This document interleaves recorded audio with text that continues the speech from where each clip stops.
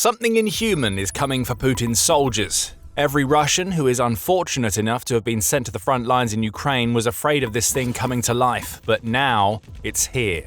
Mechanical, monstrous, a solution to a manpower challenge that Ukraine has faced is now upon us as 25,000 unfeeling machines are arriving to wipe Russia off the map.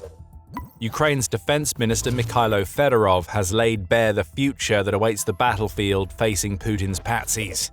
Taking to Telegram on April 18th, Fedorov announced that a meeting with manufacturers of ground robotic complexes in Ukraine had led to a Defense Ministry commitment to acquire 25,000 ground robots by the end of the year. These robots are being built as we speak, and they'll be distributed to the front as and when they're completed. This is a huge commitment by Ukraine's Defense Ministry, and it highlights an increasing shift toward robotics that we're going to be digging deeper into later. For now, it's enough to know that 25,000 ground robots in 2026 means that Ukraine will be purchasing twice as many of these lethal and life-saving machines as it did in 2025. What this tells us is that a 2025 that saw Ukraine experimenting with ground robots has evolved into a 2026 where Ukraine goes all in. It's no longer about using machines to help out where they can. Ukraine is building these robots at scale, and it's doing so with a clear intention of replacing as many of its soldiers on the front lines as it can with unfeeling robots that can help Ukraine turn the meat grinder it has already created into a slaughterhouse for Russia's soldiers. Fedorov has a goal for all of this. As he declared in his post, Ukraine's defense minister wants to get to the point where 100% of frontline logistics should be performed by robotic systems. That's bad news for Russia. One of Putin's key strategies has always been to attack Ukrainian logistics wherever they may be. Those sorts of attacks have the obvious benefit of stopping supplies and equipment arriving where they need to be on the front lines. But up until now, the secondary benefit has always been that stopping the supplies also meant stopping Ukrainian soldiers. Supplies have to be carried by somebody, and that sort of task used to fall to soldiers driving convoys or carrying supplies across kill zones to get them to the front. Not anymore. As Ukraine scales up its ground robot production, the soldiers who once risked their lives to keep the supply chains running no longer have to sacrifice. Robots will do it all for them, and that means more of Ukraine's infantry can be kept aside for sustaining a defense that is forcing Putin to churn through around 1,000 soldiers every single day of the war. More soldiers available also means that Ukraine has troops available to conduct the sorts of devastating counterattacks that have seen it liberating territory at an astonishing rate over the last couple of months. So 25,000 ground robots in a year doesn't just mean that Ukraine's logistical arteries get stronger. It all adds up to yet more Russian soldiers dying indirectly because Ukraine's human forces can be used in better ways. Perhaps Fedorov's goal of 100% of frontline logistics being carried out by ground robots seems unrealistic. It shouldn't. Ukraine is already well on its way toward achieving that goal, especially in key sectors of the front lines where logistics are more important than ever before. We mentioned earlier that 2025 was something of a testing year for Ukraine's ground robots. Nowhere was that clearer than in Pokrovsk, where Russia spent the year launching an all-out assault against a city that it views as being one of the keys to taking Donetsk. By November 2025, Ukraine still held a portion of Pokrovsk, which it was defending fiercely. That alone was a success for Ukraine. All logic dictated that Pokrovsk should have fallen much earlier, and one of the reasons why Ukraine managed to hold that city as long as it did, and is even today still battling against Russian forces in the Pokrovsk sector, is that ground robots were playing a huge role. According to the BBC, the very robots that Fedorov has announced Ukraine will be building 25,000 units of in 2026 were responsible for about 90% of all frontline logistics in Pokrovsk by November of last year.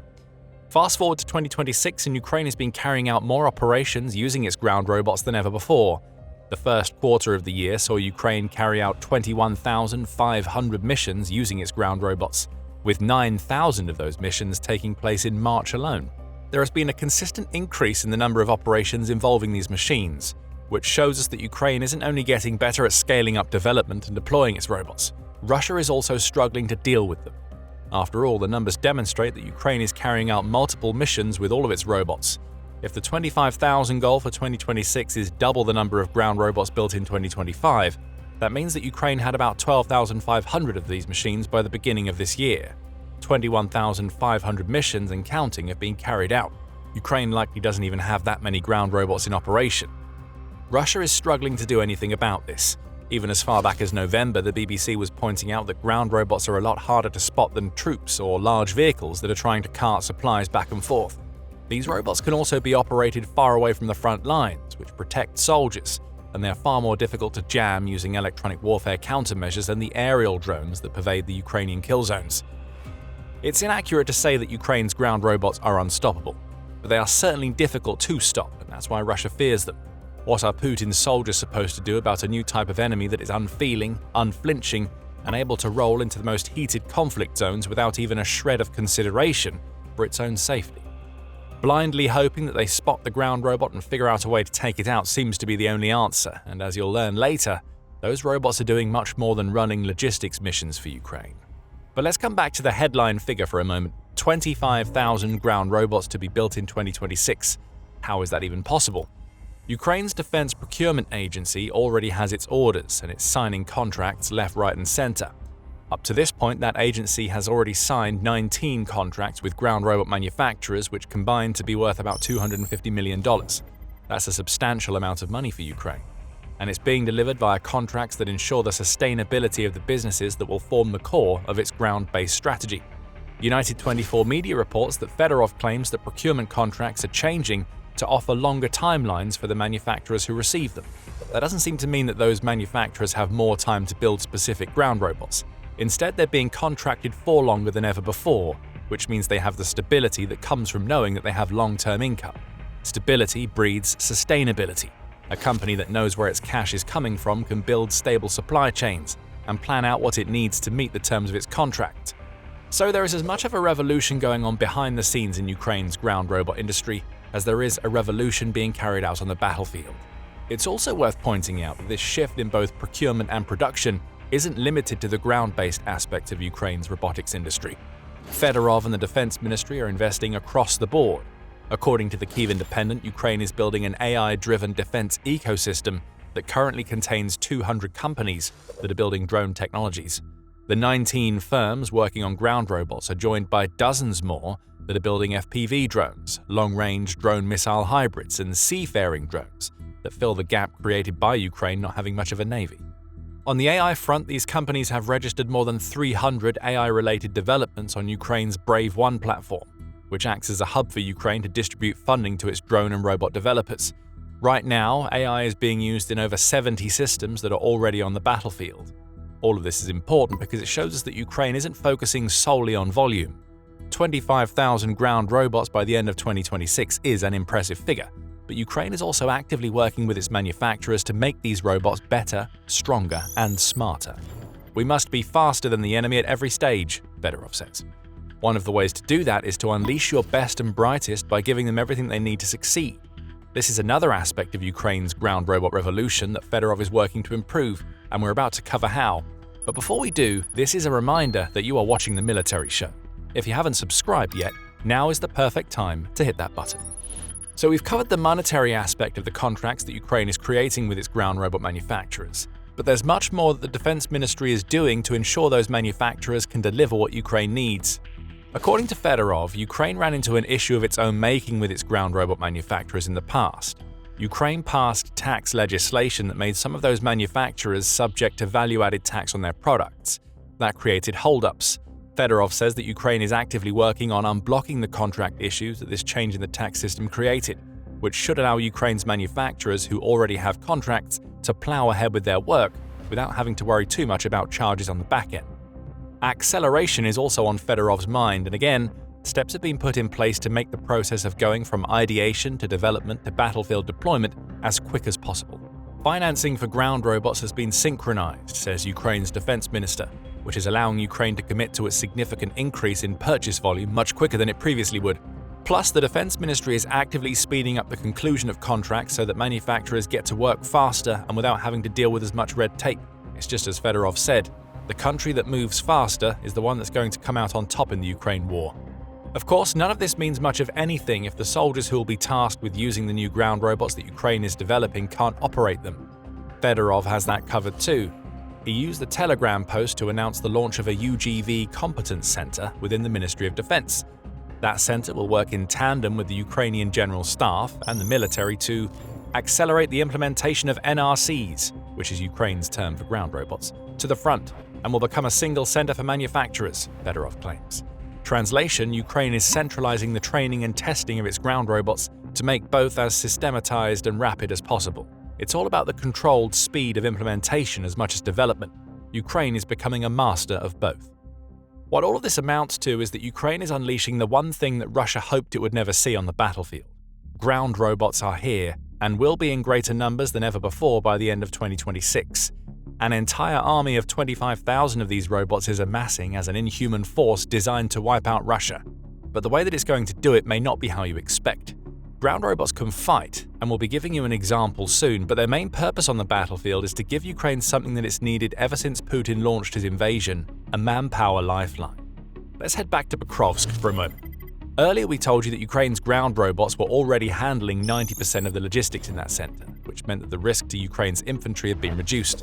That is absolutely the case. However, an underappreciated aspect of the use of ground robots in Pokrovsk and other hot zones is that they give Ukraine options it wouldn't otherwise have. Much has been said about Ukraine's vast kill zones, which now stretch about 90 miles beyond the front lines in some sectors. However, Russia has kill zones of its own, and it's used them to cut Ukrainian soldiers off from their rear support on numerous occasions. Pokrovsk was one such situation. As the BBC notes, entire units of soldiers were being cut off from their supply lines by Russia's attempts to encircle Pokrovsk.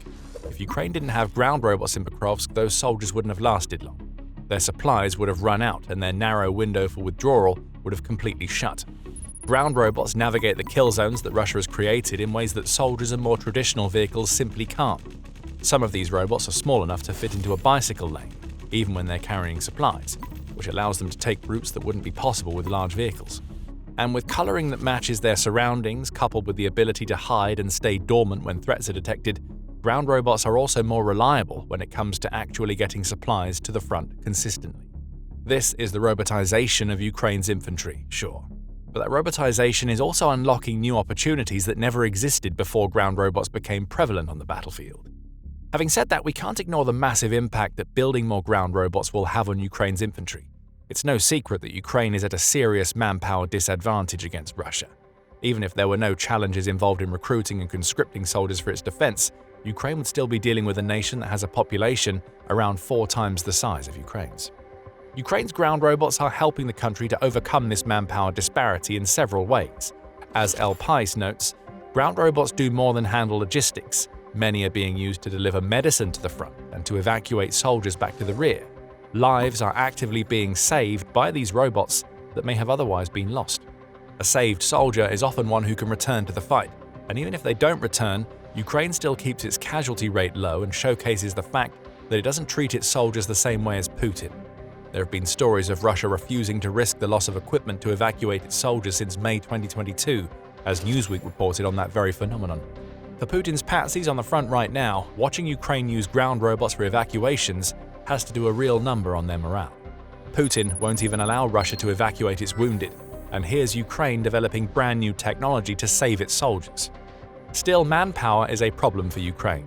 According to a March 17th piece published by the Carnegie Endowment, Ukraine has severe manpower shortages all over the front line. Those problems are compounded by reduced volunteer recruitment and understandable war fatigue among frontline soldiers who have been serving for months or even years.